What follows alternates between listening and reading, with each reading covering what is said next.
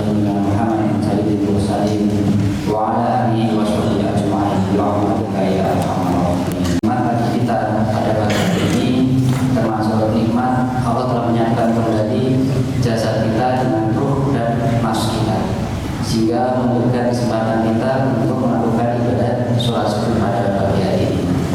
Bapak Ibu yang kami hormati dan semoga dirahmati Allah Subhanahu wa taala, jamaah sholat subuh Masjid Al-Firdaus, izinkan kami pada pagi hari ini melanjutkan amanah dari Dewan Pengamalan Masjid Al-Firdaus untuk menyampaikan sedikit tentang ilmu Allah yang berupa ilmu kauniyah tentang badan kita yang berupa penyakit diabetes mellitus.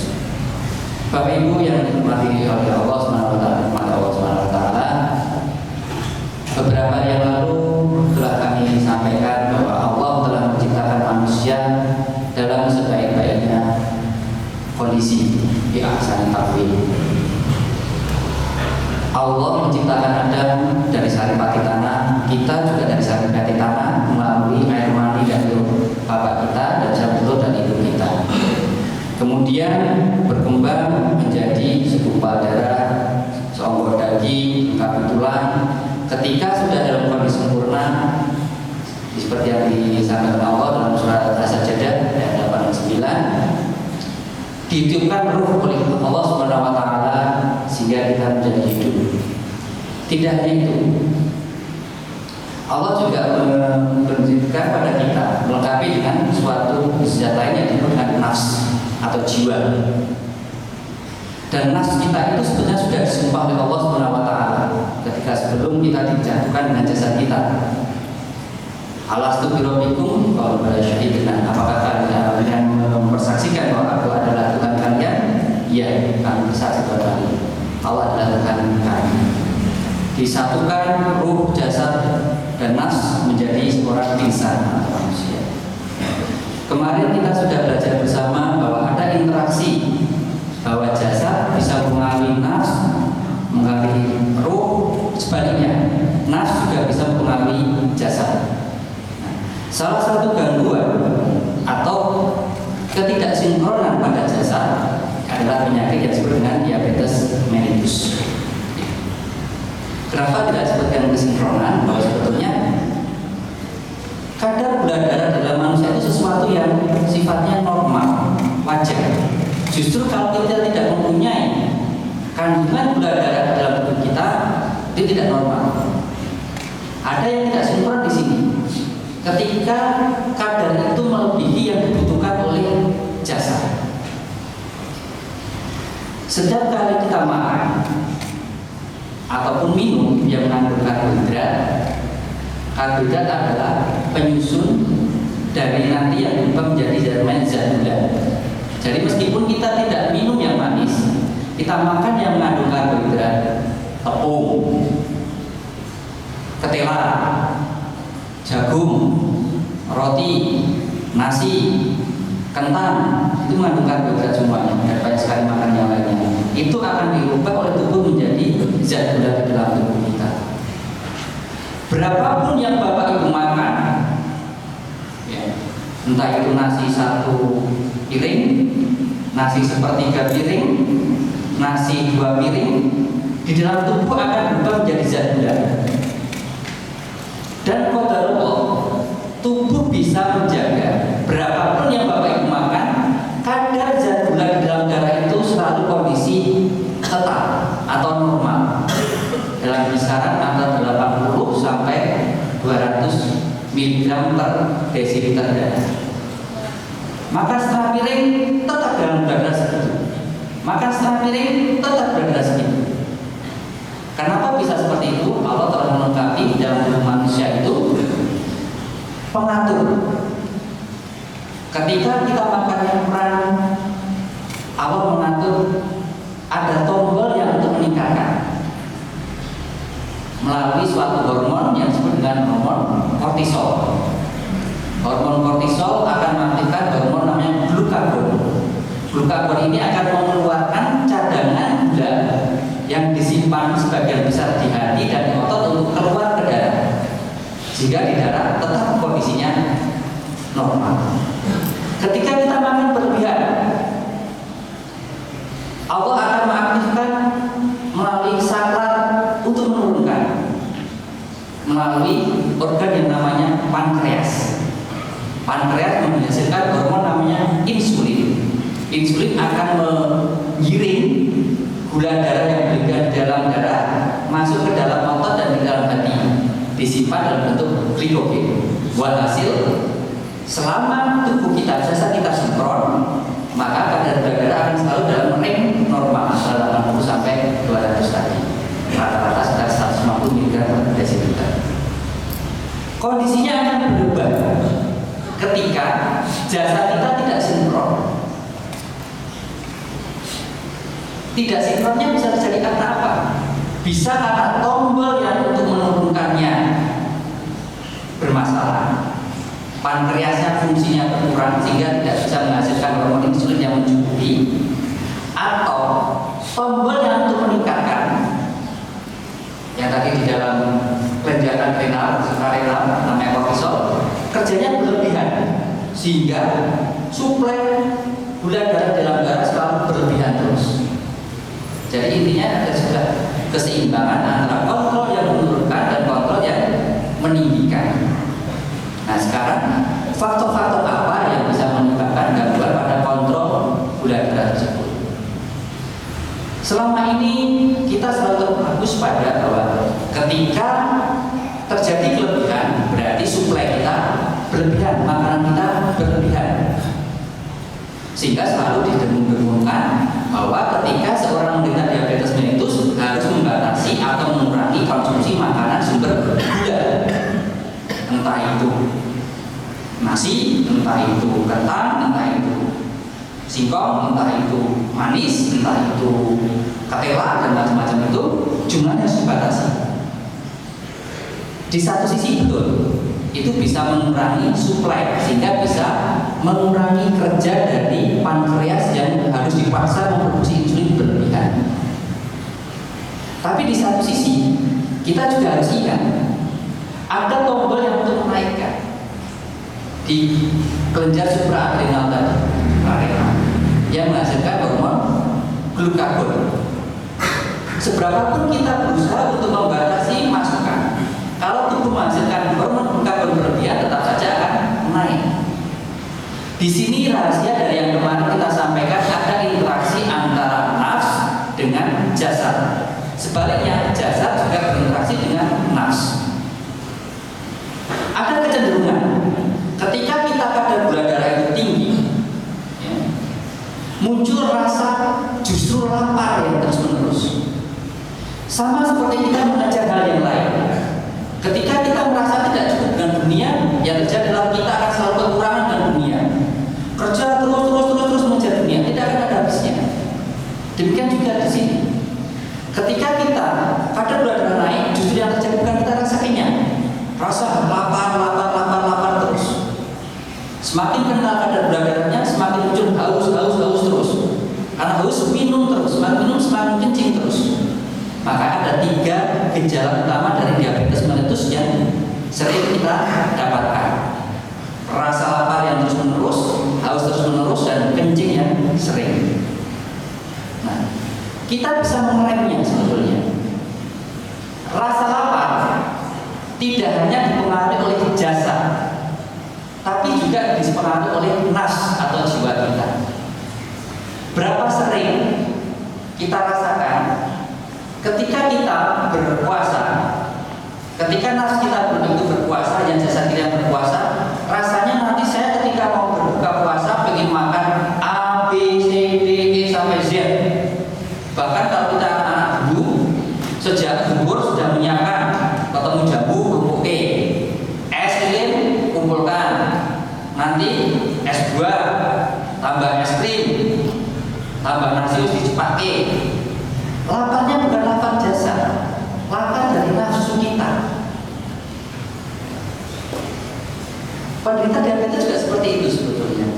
Ada komponen jasad yang membuat dia lapar, tapi ada juga komponen nafs yang harusnya bisa kita kontrol. Obat dari jasad akan diterapkan dengan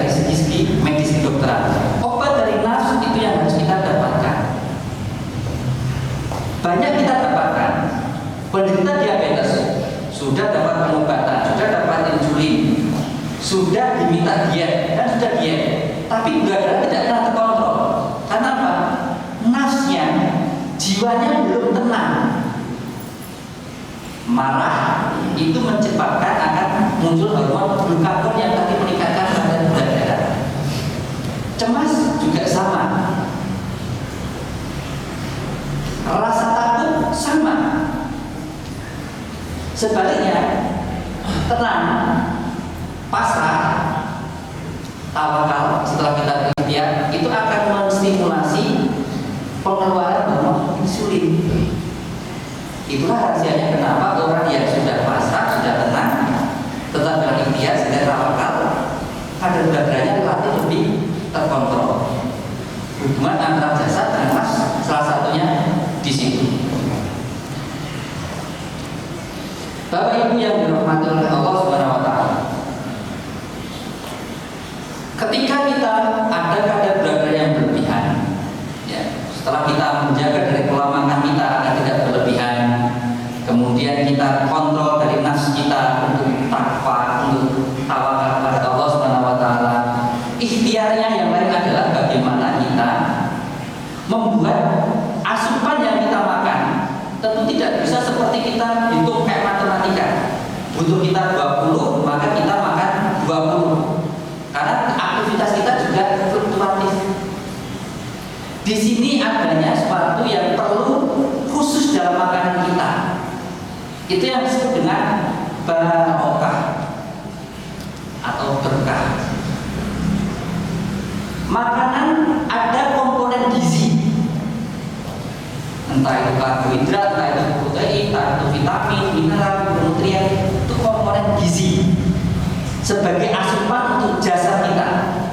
Tapi jangan lupa, makan itu juga ada komponen barokah atau berkah. Itu adalah konsumsi untuk jiwa kita, nafs kita.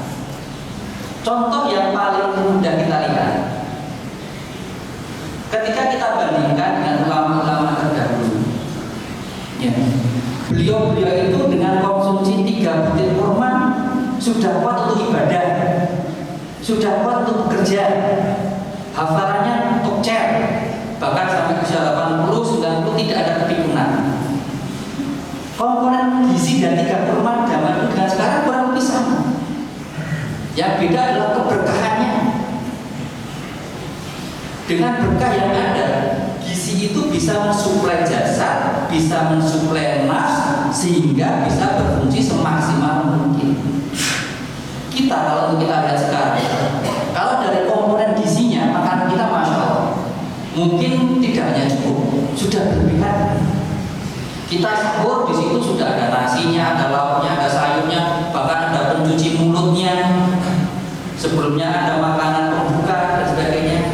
Tapi seringkali faktor keberkahannya ini yang kita masih sering lupakan.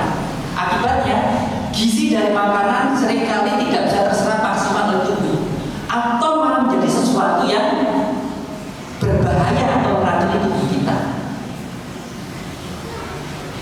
Kita makan seringkali malah bukan jadi sehat, tapi malah jadi sakit. Padahal secara gizinya baik, berkahnya yang tidak ada atau yang kurang. Keberkahan dari rezeki kita yang berupa makanan dipengaruhi salah satunya adalah dari sumber makanan kita. Ulama sahabat dahulu begitu menjaga jangan sampai ada makanan yang sifatnya syubhat yang masuk, yang remeng-remeng aja dijaga. Sekarang kita ini jangan yang remang-remang, kadang yang setengah haram atau kadang kita tahu sedikit haram pun masih ikut masuk. Berkahnya tidak ada, gizinya ada, tapi malah mungkin akan jadi penyakit pada diri kita. Yang kedua, apakah kita ketika makan itu sudah dilandasi dengan sebagai nilai ibadah, atau hanya sekedar tuntunan oleh nafsu awal kita untuk makan dan tuntutan jasa kita? Insya Allah kalau kita sudah mengawali makan kita, proses makan kita sebagai ibadah, secara lisannya kita awal dengan doa, basmalah di situ, keberkahannya akan dapat. Seringkali ini sesuatu yang sifatnya kecil, sepele, tapi kita lupa. Makan besar, insya Allah kita tidak akan lupa untuk berdoa tersebut. Tapi kadang kita berinisiatif pici-pici, atau ada cemilan di meja sambil lihat TV, mak cemil gitu. Bismillahnya lupa.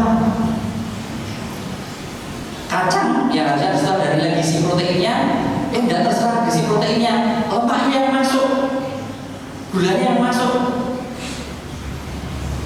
Ya. Pertama sumber kita, yang kedua landasi dengan sebagai suatu ibadah. Yang ketiga, jangan sampai ketika kita makan itu menyakiti orang lain atau termasuk tetangga kita. Allah telah mengajarkan melalui agama kita indahnya berbagi. Berbagi seringkali kita latihan, kita langsung memberikan, tapi sebenarnya tidak. Dalam Al-Quran tentang zakat disampaikan bahwa zakat itu dikeluarkan, bahkan bukan dikeluarkan, ambillah zakat itu.